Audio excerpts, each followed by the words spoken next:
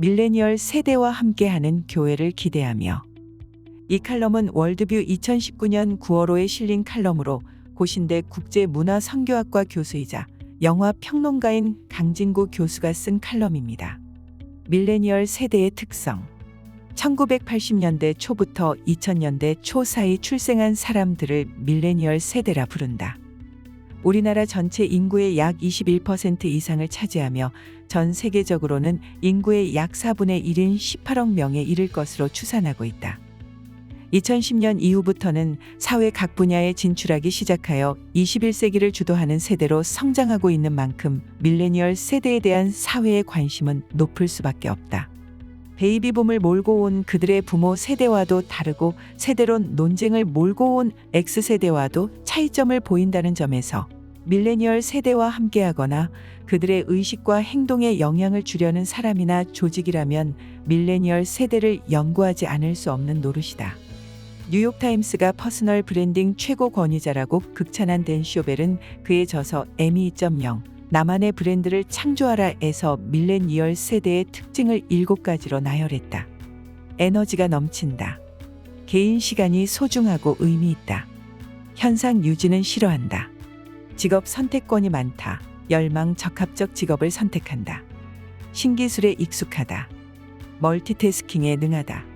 겉모습보다 결과를 중시한다.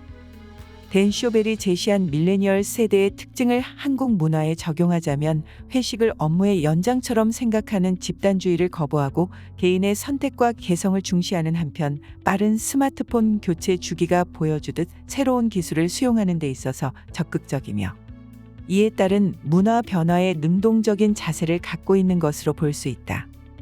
우리나라의 경우 세대 연구는 서구처럼 활발하지는 못하다. 기존에 나와 있는 연구의 공통점들은 SNS 미디어를 잘 다루고 개인주의가 강하며 가정과 여가를 중시한다는 결과를 도출시키는 정도에 머물렀다. 그나마 주목할 만한 논문으로는 2009년 12월 인적자원개발연구에 실린 예지은 진현 저자의 신세대 직장인의 특성에 관한 연구가 있다. 인터뷰와 설문조사를 통하여 밀레니얼 세대에 해당하는 Y세대의 특징을 6가지로 분류하였다. 자기중심적 쉽게 상처받음 뛰어난 적응력 넓은 네트워크 권위주의 거부 불안감. 댄 쇼벨과 같은 서구 사회의 연구자들이 내놓은 결과와 다른 한국의 밀레니얼 세대의 특징 가운데는 쉽게 상처를 받는다는 점과 불안감이 가장 눈에 들어온다. SNS 인프라와 인터넷 쇼핑 그리고 배달 문화가 발달한 한국의 상황에서 타인과의 직접적인 대면을 통한 소통에 익숙하지 않은 현실은 상호 존중 가운데 친밀감 높은 대인 관계를 유지 발전시키는데 어려움으로 작용했을 가능성이 높다. 또한 높은 청년 실업률을 경험하면서 안정된 직장을 얻기 쉽지 않은 우리 사회의 현실이 불안감을 가져온 것으로 볼 수 있을 것이다. 절망탑을 세우는 한국의 밀레니얼 세대. 2015년 9월 추석 연휴 기간 동안 서울시청 앞 광장에는 난데없이 청년들의 텐트촌이 세워졌다. 얼핏 보면 예능 프로그램 1박 2일의 야외 취침을 흉내내는 젊은이들의 낭만적인 여가 활동처럼 보이지만 텐트 앞에 세워진 절망탑과 헬게이트라는 제목이 암시하듯 심상치 않은 분위기를 연출했다. 명절을 맞아 고향에 가는 대신 텐트촌에서 생활한 청년들은 대학생과 취업준비생, 젊은 아르바이트 노동자들로 2008년 금융위기 이후 가장 어려운 시대를 살아간다는 밀레니얼 세대를 대표하고 있었다. 이들이 세운 절망탑은 비닐로 둘러싸인 약 2m 높이의 사각기둥 모양으로 이 안에는 신문지 뭉치가 복사된 100만 원권 수표에 감싸져 있다. 대학을 졸업해도 학교 다닐 때 빌렸던 학자금을 갚기 위해 허우적거려야 하는 현실을 반영한 퍼포먼스인 셈이다. 2018년 8월 현재 정부의 학자금 대출 현황은 15조 2,655억 원으로 지난 몇 년 동안 15조 원을 계속 웃돌고 있다. 그러나 이 가운데 학자금 대출을 연체한 인원은 45,980명으로 2015년부터 매년 증가하는 추세다. 대학생이 학비만 냈다고 살 수 있는 것은 아니다. 자고 먹고 생활하는데 돈이 또 들어간다. 지난해 국정감사에서 밝혀진 학자금 목적 제외 은행권 대학생 대출 현황을 분석한 결과 2017년 말 기준 1조 원을 넘긴 것으로 나타났다. 대학생이 생활비로 대출한 금액이 1조 원을 넘긴 건 처음 있는 일이었다. 비싼 등록금 때문에 빚을 질 수밖에 없는 데다 졸업 후 청년들이 일자리를 찾기도 쉽지 않은 바람에 빈곤의 악순환은 계속될 수밖에 없다. 학비와 용돈을 벌기 위해서 공부에 전념하지 못한 채 적지 않은 시간을 아르바이트에 투자했던 대학생들이 졸업 이후에도 바늘구멍같이 좁은 취업의 관문을 뚫지 못한 상황에서 학자금을 갚기 위해 또다시 아르바이트로 생활해야 하는 현실은 밝은 미래를 향해 뛰어야 하는 청년들에게는 지옥과 다름없으리라. 미래가 불안한 두 세대의 갈등. 기성세대, 특히 노인 세대에 대한 불만을 제기한 것 또한 밀레니얼 세대였다. 밀레니얼 세대는 불황의 장기화와 취업의 어려움이 지속되면서 연애, 결혼, 출산을 비롯해서 내 집 마련과 인간관계까지 포기해야 하는 엠포 세대로 불리며 벌써 몇 년째 혹독한 시련의 시기를 보내고 있는 중이다. 기성세대와 노인세대는 한국 경제발전의 기틀을 제공했지만 안보에 대한 불안과 부모를 모시고 살지 않은 새로운 세대의 가족관, 그리고 충분하지 않은 사회 복지 혜택 등의 현실에서 여전히 불안함을 감추지 못하고 산다. 그런데 대한민국은 100세 시대가 다가오면서 밀레니얼 세대는 지금보다 훨씬 많은 사회적 책임을 감당해야 할 시기를 곧 맞이할 예정이다. 즉 노인들에게 복지 혜택을 제공하기 위해서 밀레니얼 세대는 지금보다 많은 세금을 내야 하지만 국민연금 고갈 등에 따라서 정작 자신은 혜택을 누리지 못할지 모른다는 불안과 불만에 휩싸이고 있는 중이다. 경제적 부담 때문에 결혼도 하지 않고 사는 독신 가정이 증가하고 있는 데다 정작 결혼한 부부조차도 아이를 낳지 않으려는 경향은 결국 노동력 감소로 이어져 경제 성장을 기대하기 어렵게 만들어버린다. 갈등 해결의 시작은 소통과 연대로부터. 밀레니얼 세대의 삶은 인터넷 환경과 밀접하게 연관되어 있다.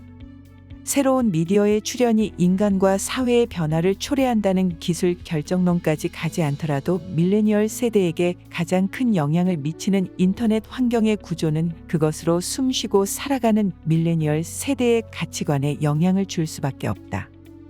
인터넷 초기 환경은 누구나 인터넷 접속이 가능한 사람이라면 정보를 열람할 수 있게 하는 웹 1.0 시대를 거쳐 쌍방향으로 소통하고 정보의 생산자와 소비자 간의 구별을 없앤 웹 2.0. 그리고 현재 웹 사용자의 기호에 맞춰 정보를 제공하는 웹 3.0 시대가 펼쳐지고 있다.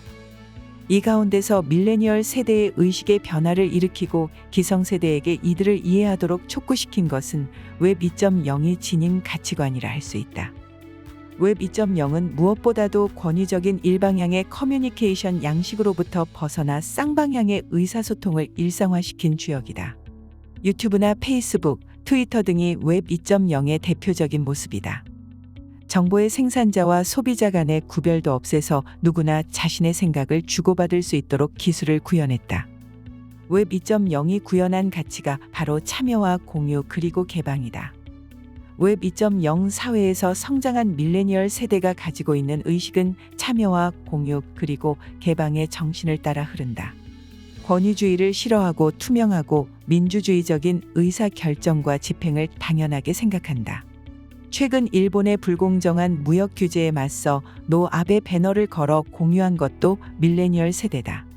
기성세대 같았으면 아베 화형식을 하고 일본 대사관에 오물을 투척했겠지만 IT 기술에 능숙한 밀레니얼 세대는 SNS의 노 재팬을 넘어서 노 아베 배너를 걸어 합리적인 사고를 드러내기도 했다.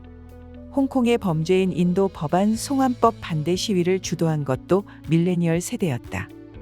시위를 주도하는 지도자 없이 텔레그램 앱 등 첨단 SNS 기술을 사용하여 5년 전 우산 혁명 때보다도 더 많은 인원이 참가하고 보다 조직력 있는 시위를 보여주었다.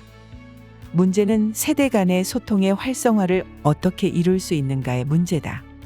시대마다 언어와 문화가 다를 수밖에 없는 현실을 인정하고 상대방의 언어를 자신의 문화에 복종시키려 하기보다는 표현하고자 하는 각각의 언어들이 같은 방향을 가리킬 수 있도록 성령 안에서 하나된 마음을 갖는 일이 중요하다. 오순절 성령강림 사건 때 각기 다른 언어를 쓰는 각 지방에서 온 사람들은 하나님의 큰일에 대해서 하나의 통일된 언어가 아니라 자신의 언어로 들었었다.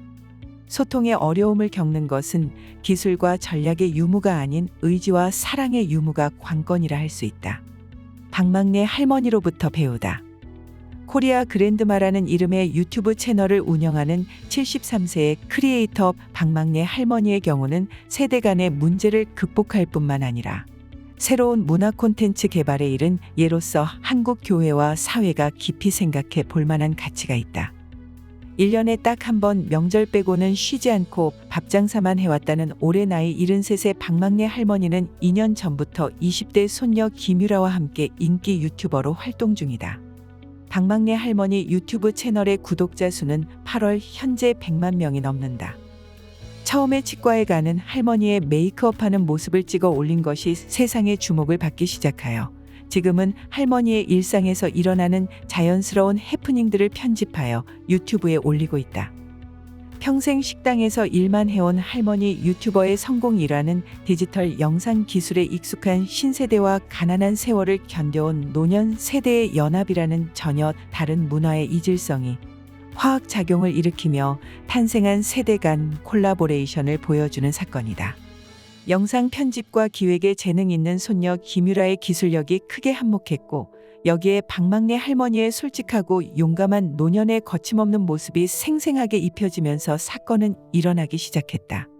교회는 세대 간 연합과 유대를 통해 세상의 마음을 얻은 박막내 할머니로부터 배워야 한다. 즉 밀레니얼 세대의 특성을 갈등의 원인으로만 볼 것이 아니라 신앙의 자산으로 바꾸려는 시도가 필요하다. 밀레니얼 세대와 기성세대의 사고와 가치의 차이에서 오는 갈등은 예수 그리스도 안에서 한 몸을 이룬 지체 의식을 통해 새로워져야만 하는 것이다.